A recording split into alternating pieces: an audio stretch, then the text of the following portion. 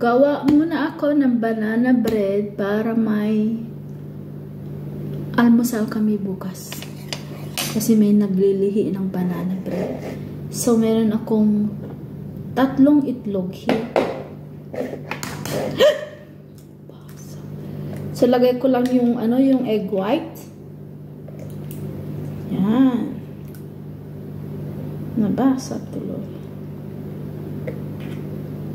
So, paghaluin ko na with the banana para konting na lang. Konting hugasan.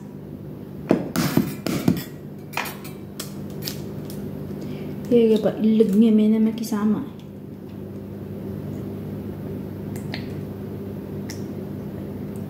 Ay, pa. May na kaya makasa. Na. Come on. Forme na tani. And last one. Marami kami kasing na overripe na banana. So, gagawin kong banana bread. Oh! Perfecto! Now, 1 cup of sugar. Ayaw niya. So, may gulay. 1 cup. Hugas may kamay. And oil. 1 cup of oil also. Sana magkasya. Kasi wala na kaming oil. Oh no! Kulang. What? So, 1 cup ng oil, egg white, and sugar. Mix.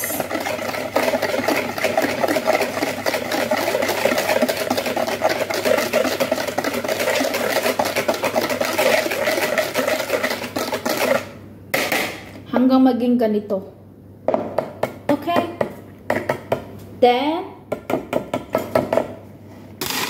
lagay ko na yung mashed banana at ito na yung yung itlog.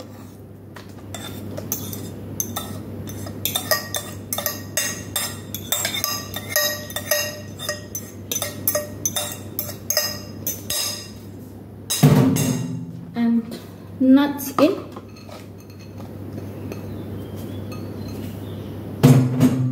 And half cup of oats. Half cup lang.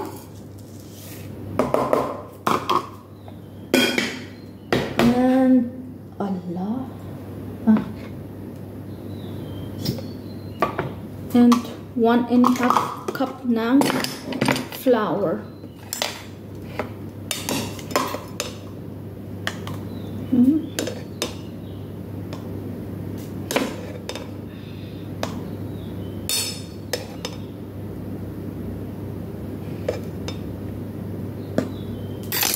Matagal.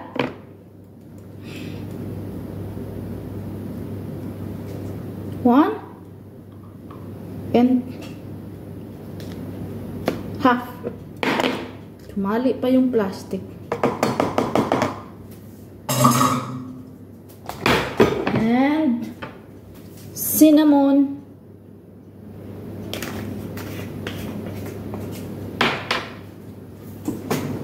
Baking powder. Lagyan natin ng baking powder. Okay. 1 teaspoon. And baking soda. Uy. 1 lang din. And mix. Mix, mix, mix. Ganun lang ka-easy. After nyo ma-mix thoroughly, lalagay natin sa baking dish.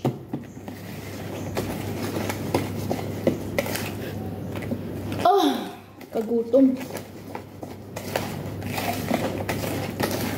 Kagutom ang amoy. So, ganito na siya.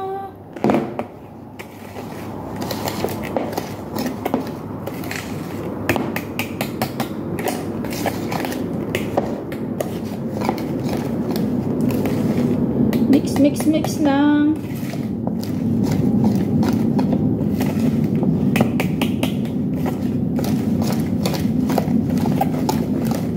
Hanggang mag-well combine.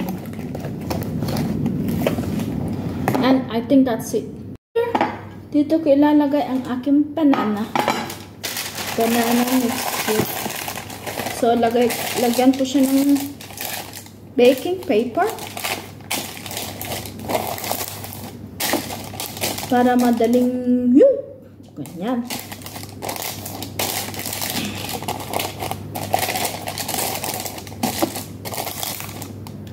And pour over the mixture. And ganyan. Ow! Bakit?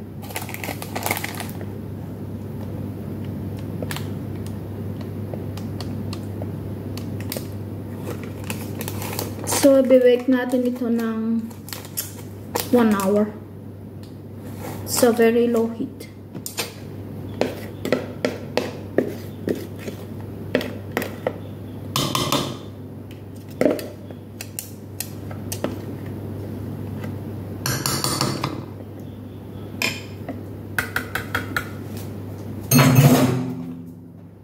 So, meron pa dito.